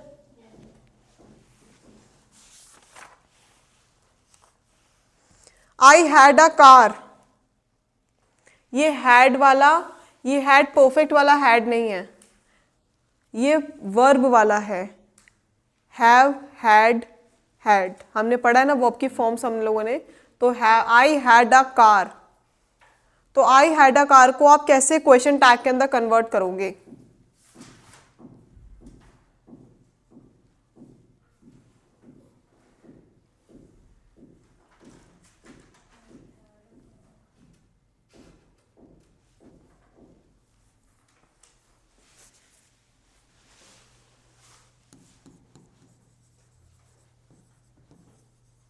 Car, had क्या है, वर्ब की सेकंड फॉर्म है, फर्स्ट फॉर्म हैव है ना। तो यहाँ पे सेकंड फॉर्म क्या बनेगा, डिडंट आई, यही तो बनेगा।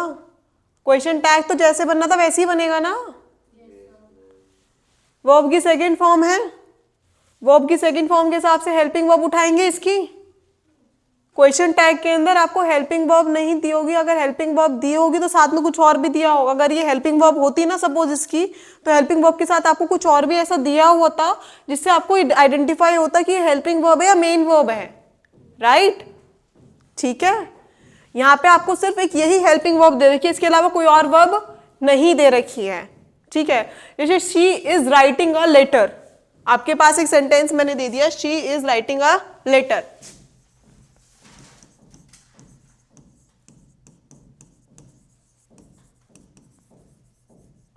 तो शी इज राइटिंग का लेटर के अंदर, इसके अंदर आपको इज तो दे रखी है हेल्पिंग वर्ब, और ये क्या दे रखी है आपको, main verb.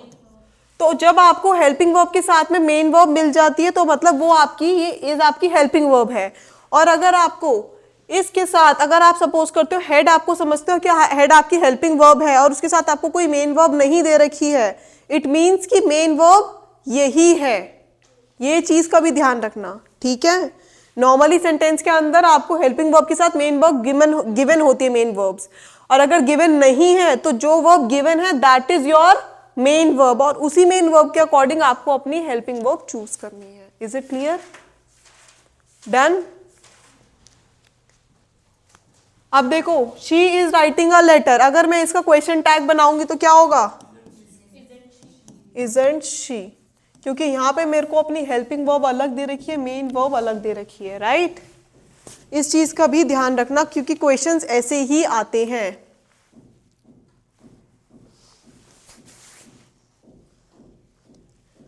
Is it clear? अब मैं एक और क्वेश्चन देती हूं।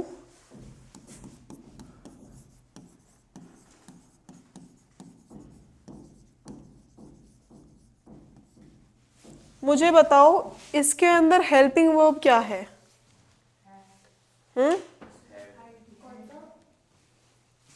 ये वाला, ये हैड है या वुड है? हैड है। हैड कैसे पता चला ये हैड है? क्योंकि हमारे पास यहाँ पे क्या दे रखी है? थर्ड फॉर्म दे दी। तो हमने पास्ट परफेक्ट का रूल क्या पढ़ा था? हैड प्लस वर्ब की थर्ड फॉर्म। अब समझ में आया कैसे आइडेंटिफाई करोगे? वुड है, हैड है, विल है, शेल है, व्हाट इज दिस? ठीक है, समझ में आया? तो अब हैड, हैडंट आई,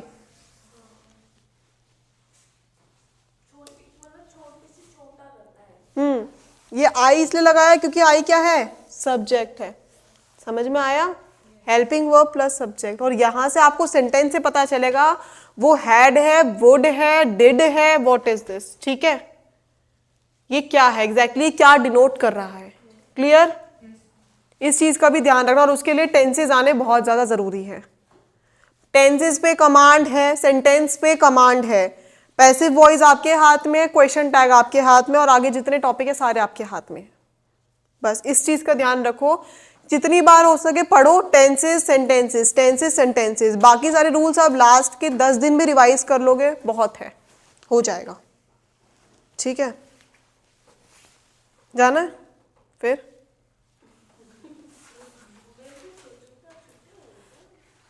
ये हो गया। I would help the needy, help the needy. I had, I apostrophe D, help the needy, apostrophe D, help the needy, help है, हेल्प नहीं है, नहीं है, वुडंट आई, यही तो बोला ऊपर वाले क्वेश्चन में भी, तो यही बोलता आई वुड, उसको मैंने, अब वुड के साथ वर्ब की फर्स्ट फॉर्म ही तो लगा रखी है उन्होंने। देखो वुड के साथ वर्ब की फर्स्ट फॉर्म आएगी। अब आई और आई एपोस्ट्रॉफी डी को कैसे पहचानोगे? अगर आई एपोस्ट्रॉफी डी है, उसके अंदर अगर डी का मतलब वुड है तो उसके अंदर आएगी वर्ब की फर्स्ट फॉर्म, और आई एपोस्ट्रॉफी डी है उसका मतलब है हेड, तो उसके अंदर वर्ब की क्या आएगी? Third form. और कौन सा हमारे पास? ही इज है, तो ही एपोस्ट्रॉफी एस है, तो ही हैज भी हो सकता है और ही इज भी हो सकता है। अगर ही हैज है तो आएगी वर्ब की थर्ड फॉर्म, ठीक है, और ही इज है तो आएगी वर्ब की फर्स्ट फॉर्म प्लस आईएनजी। ठीक है, ये तो सिंपल से रूल से पता ही आप लोगों को। अब जैसे मैं बोल रही हूँ he is going to the market, isn't he apostrophe S a book,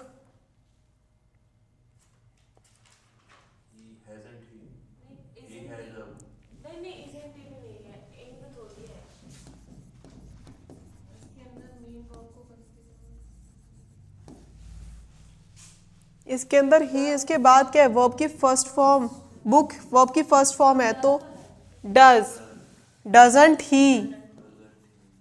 verb को ध्यान में रखना है कि वर्ब कौन सी यूज कर रहे हैं पीछे, जो वर्ब यूज होगी उसी से तो हम आइडेंटिफाई कर पाएंगे ना।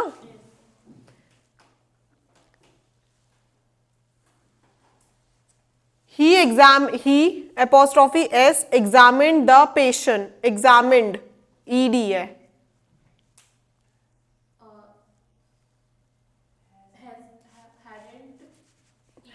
Hasn't If it's just text and e के h e apostrophe s hasn't he. समझ में आया? हैज हैव के साथ भी तो वर्ब की थर्ड फॉर्म ही लगती है.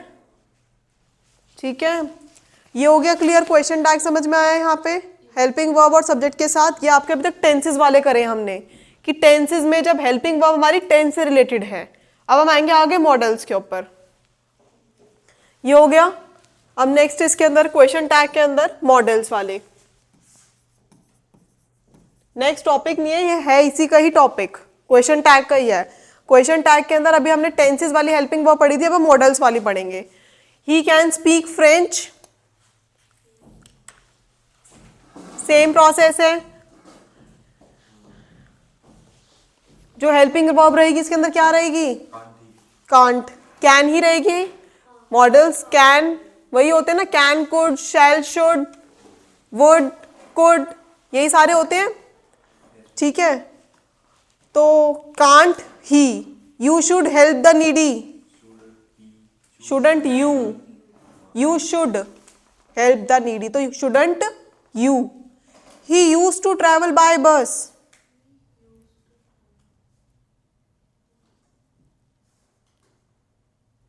ही यूज्ड.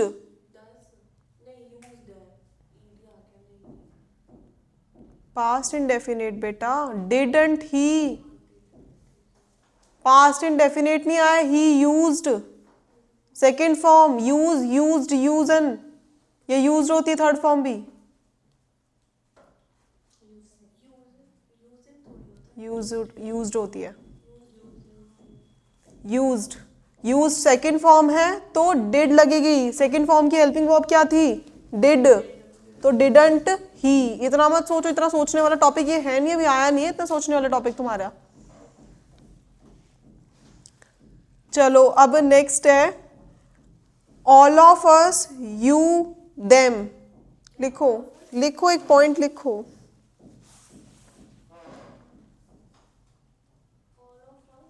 ऑल ऑफ अस की जगह यू आ जाए या देम आ जाए. अगर आपके क्वेश्चन में आ जाएगा ऑल ऑफ अस या all of them are going outside या all of you stand up, तो उसकी जगह आप क्वेश्चन टैग में यूज करोगे none of us, none of you, none of them.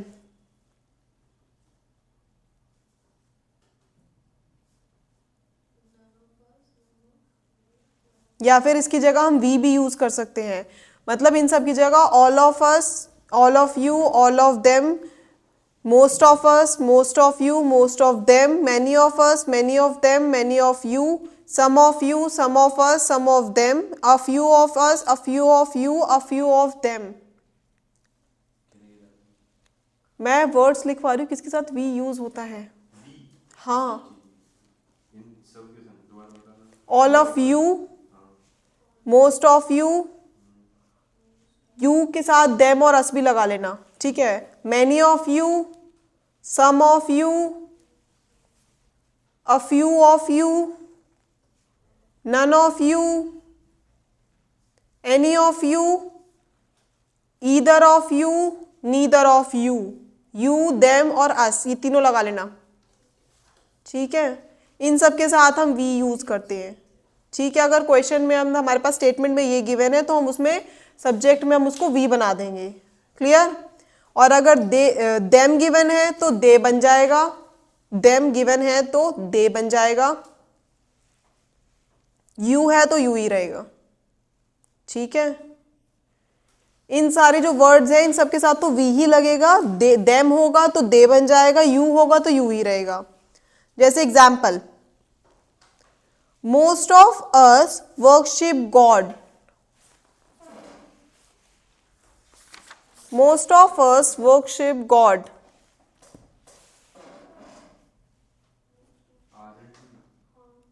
Worship God. Aren't क्यों आएगा? Indefinite ही नहीं है. Worship फर्स्ट फॉर्म, तो फर्स्ट फॉर्म की हेल्पिंग वर्ब क्या होती है? डू। तो डोंट वी, डोंट वी, मैंने इन सब के आगे क्या बताया? वी तो यूज होगा ना, don't we. Most of you lives in Faridabad, live in Faridabad, don't you, most of you है, हाँ। Most of them watched the movie,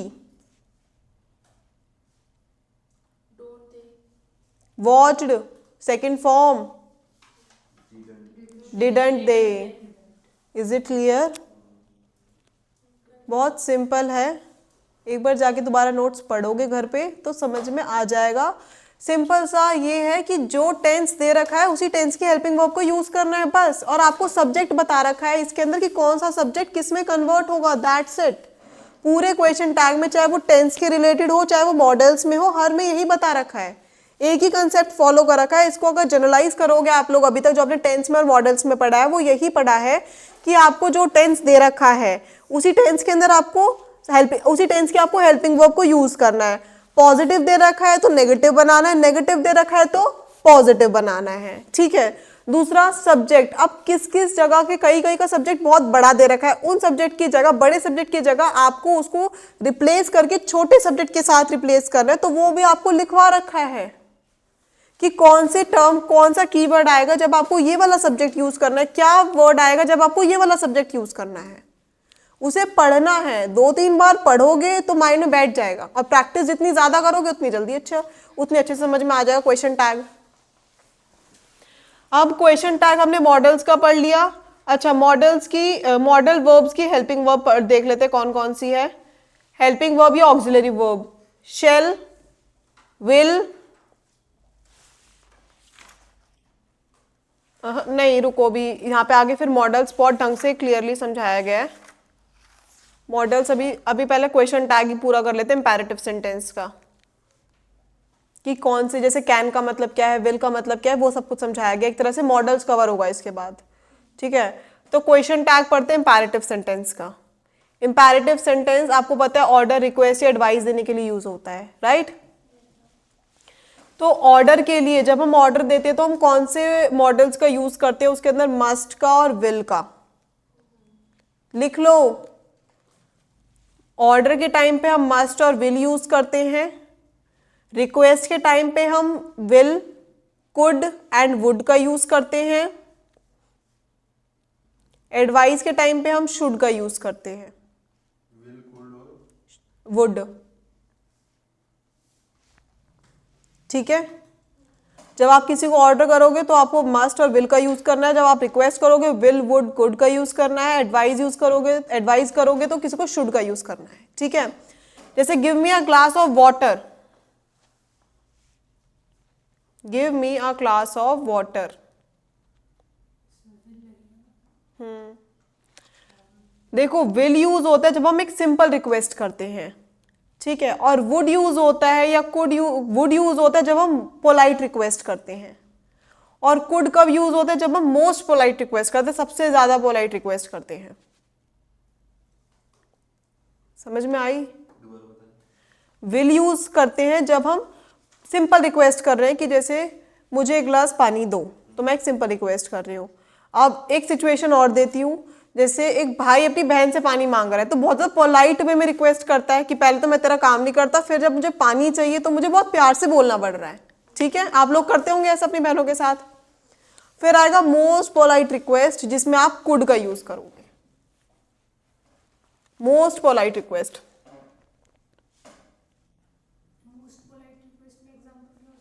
most polite request में इसी को देख लो कि हाँ, कि प्लीज रिक्वेस्ट सारी वो लगा देते, जब भाई पूरी जी जान लगा देते कि सुनी नहीं रही है, कि अब बिल्कुल ही बहुत ज्यादा पैरों में गिरना पड़ेगा तब जाके वो पानी देगी मेरे को, उस टाइप की रिक्वेस्ट मोस्ट पोलाइट रिक्वेस्ट जिसे कहते हैं, ठीक है।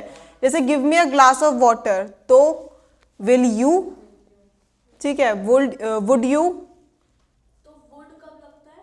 वुड कब लगता है? पोलाइट रिक्वेस्ट कर रहे हैं, नॉर्मल पोलाइट। हाँ, ठीक है। और कुड यू, क्योंकि हम रिक्वेस्ट कर रहे हैं यहाँ पे, ठीक है, तो हम नॉट का यूज नहीं कर सकते हैं, ठीक है, समझ में आया? ये था इम्पेरेटिव सेंटेंस के क्वेश्चन टैग।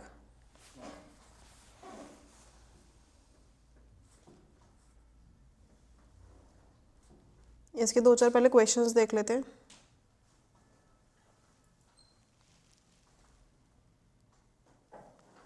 देखो अब है you are ready to go.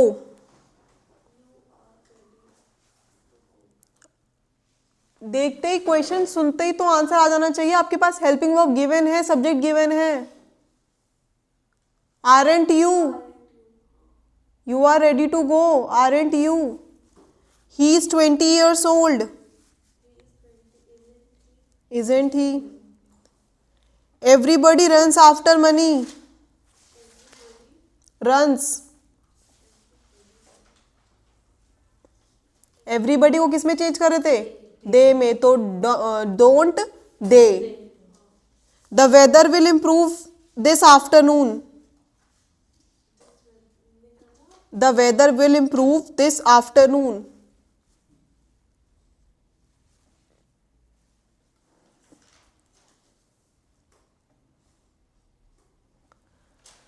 Will का वॉन्ट, विल का वॉन्ट हो जाएगा, विल नॉट। और द वेदर, वेदर क्या है? The weather, weather is a noun, और द उस नाउन से पहले द तो एडजेक्टिव बन के प्रनाउन। एडजेक्टिव आर्टिकल भी क्या बन जाएगा? एडजेक्टिव बन जाएगा। नाउन से पहले कोई वर्ड आएगा, और जब उसके अंदर कोई जेंडर स्पेसिफाई नहीं होता तो हम उसकी जगह क्या यूज करते हैं? It, want it. Clear?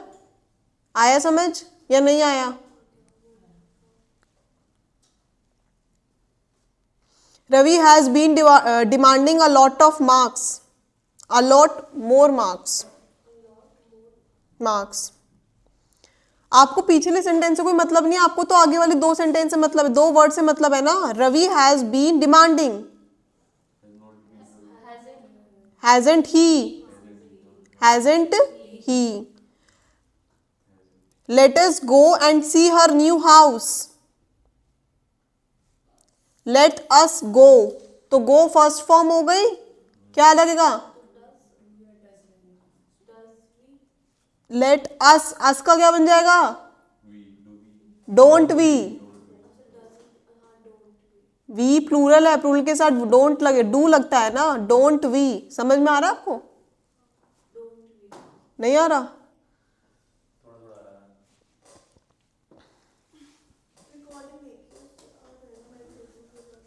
He must know them in the most plausible form, know them। must का must not, he, helping verb must he तो है इसमें। मॉडल्स में हमने क्या पढ़ा है? हेल्पिंग वर्ब ही तो हमने क्वेश्चन टैग के अंदर क्या पढ़ा है? जो हेल्पिंग वर्ब है जो पॉजिटिव में है उसको नेगेटिव कर दो, सब्जेक्ट जो है उसको वो सब्जेक्ट दे दो ना। कुछ वर्ड्स ही तो ऐसे हैं जिसमें सब्जेक्ट चेंज हो रहा है। समझ में आ रहा है या लिख के बताऊं? His reasons can be good, can be good, his reasons can be good, तो कैन, कांट, हिज का क्या बन जाएगा? कांट दे, क्योंकि इसके अंदर ऑप्शन देखो क्या है, can they, isn't he, can't they, couldn't they. इससे भी डिपेंड करता है आपका क्वेश्चन। देखो कैन दे नहीं बन सकता क्योंकि स्टेटमेंट पॉजिटिव है तो क्वेश्चन टैग पॉजिटिव नहीं होगा। इजंट नहीं होगा क्योंकि कैन एक हेल्पिंग वर्ब है तो इजंट हेल्पिंग वर्ब नहीं आएगी। कांट दे, इसको हम कंसीडर कर सकते हो कैन ही हेल्पिंग वर्ब है और कांट हो जाएगा, दे लग जाएगा। चलो कुडंट नहीं लगेगा क्योंकि कुड एक हेल्पिंग वर्ब इसमें नहीं है। Is it clear? तो कांट दे, हिज का दे नहीं होता लेकिन ऑप्शन के अकॉर्डिंग जो गिवन है, मैं इसलिए मैंने इसके ऑप्शन बताए हैं आपको।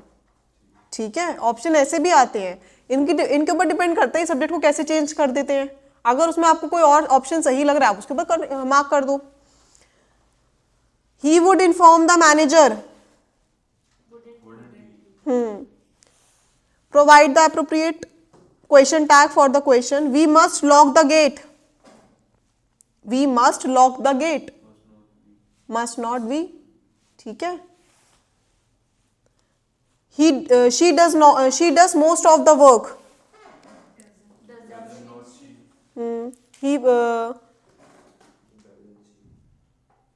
You have done very well.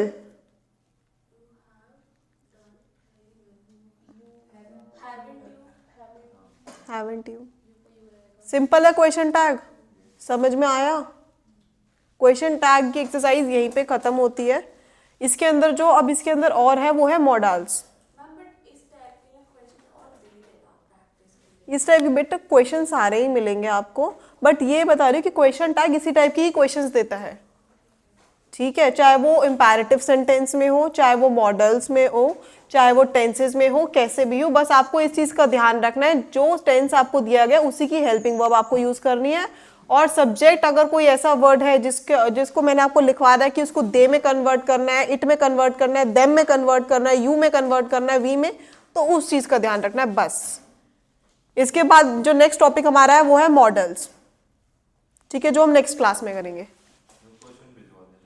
हाँ, मैं नीचे आके भी क्वेश्चंस ही देखती हूँ.